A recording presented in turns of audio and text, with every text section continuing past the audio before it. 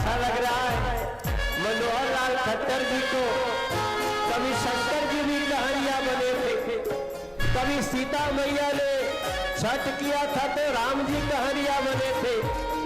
हे मनोहर लाल भैया, आज मुझे दिख रहा है कि आप हरियाणा के छठ के कहरिया बन गए हैं।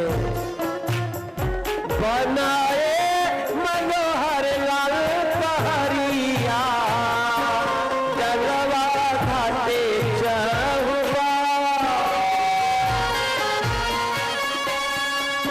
अरे बनल बा मनोजो कहरिया, पानीपत रहे गुलजार, पानीपत रहे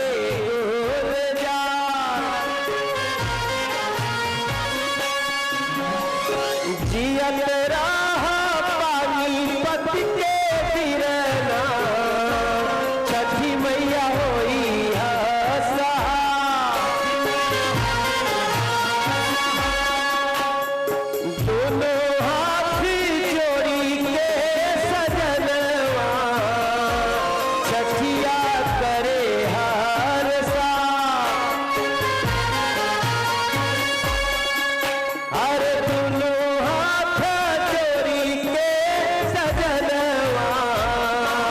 छठिया करे भी जा। संजय बाबू चला हो कहरिया, जलवा घाटे चहुआ। और आज तो नरेंद्र मोदी जी भी आए हुए हैं। नरेंद्र मोदी जी तस्वीर में है। हमरा लागत है कि वो कांवर लेके चल रहा वाले छठ काती, उनके लिए भी एक बार दोनों हाथ उठा करके आशीर्वाद देना। जहां भी हो आप, नरेंद्र मोदी जी आपके सिपाही मनोहर लाल खट्टर जी आपके। याद है कि जब पिछले दिनों में तीज के त्योहार के ऊपर हमने इसी पानीपत में एक बहुत बड़ा कार्यक्रम किया था। 50,000 बहनें, करनाल पानीपत तीज का त्योहार, 50,000 हमारी बहनें वो उसमें उपस्थित हुई थी।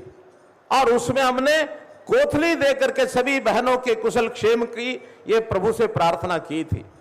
और उस दिन भी मैंने कहा था कि आने वाले समय में जितने हमारे बहन बेटियों के त्योहार आएंगे उन सब में मैं उपस्थित होऊंगा, हाजिर होऊंगा। उसी के प्रमाण के रूप में आज आपके बीच में छठ पूजा, जो हमारी बहनों का, बेटियों का, माताओं का यह त्योहार है, इस दिन मैं उपस्थित हुआ हूं। वैसे तो तीज के दिन से यह त्योहारों की श्रृंखला शुरू हो जाती है। तीज के दिन के बारे में ऐसी एक कहावत है बनी हुई कि आई तीज खिंडा गई बीज, आई तीज खिंडा गई बीज। और फिर होली के बारे में कहा है कि आई होली भर गई झोली। अर्थात तीज जब आती है तो लगातार श्रृंखलाएं त्योहारों की शुरू होती हैं और अंत में होली तक ये लगातार त्योहार चलते हैं। तो इन त्योहारों के इस अवसर पर हर व्यक्ति एक उमंग के साथ, उत्साह के साथ इनमें भाग लेता है। आज उसका प्रमाण है। जहां तक देखता हूं वहां तक हमारी बहनें, हमारी माताएं, हमारी बेटियां लाइन लगाकर खड़ी हैं, घाट के ऊपर पूज रही हैं और घाट के पानी में घंटों से ये खड़ी हैं, सूर्य पूजा कर रही हैं। मैं इस अवसर पर पुनः आपको बहुत बहुत बधाई देता हूं।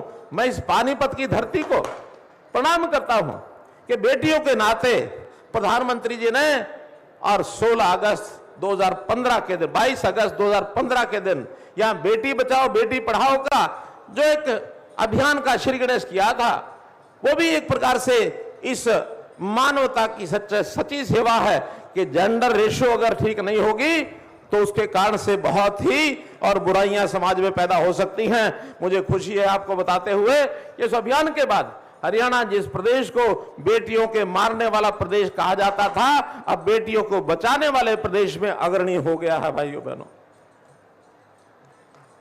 जो हमारी जेंडर रेशियो उस समय 871 थी, 870-71 जेंडर रेशियो कहा जाता था, आज वो बढ़कर के 932 हो गई है।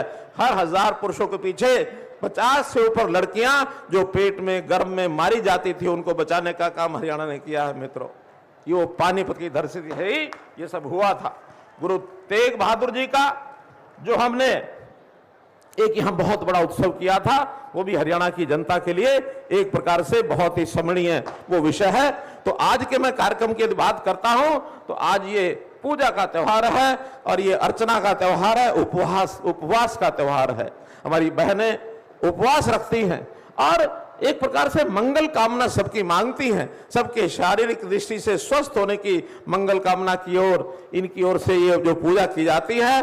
आज देश भर में लाखों करोड़ों महिलाएं इस उपवास के अंदर इस छठ पूजा के कार्यक्रम में भाग ले रही हैं। जहां तक हरियाणा का बात है 300 स्थानों पर यह कार्यक्रम और इस समय लगभग 5 लाख परिवार इसमें सम्मिलित हुए हैं। एक बहुत बड़ा विशाल ये कार्यक्रम है। इस अवसर पर हमारे बीच में हमारे मनोज भाई अपने सांसद जो हैं, इन्होंने जो हमको आशीर्वाद दिया, जो हमारा मार्गदर्शन किया, मैं इनका बहुत बहुत धन्यवाद हूं, आभारी हूं।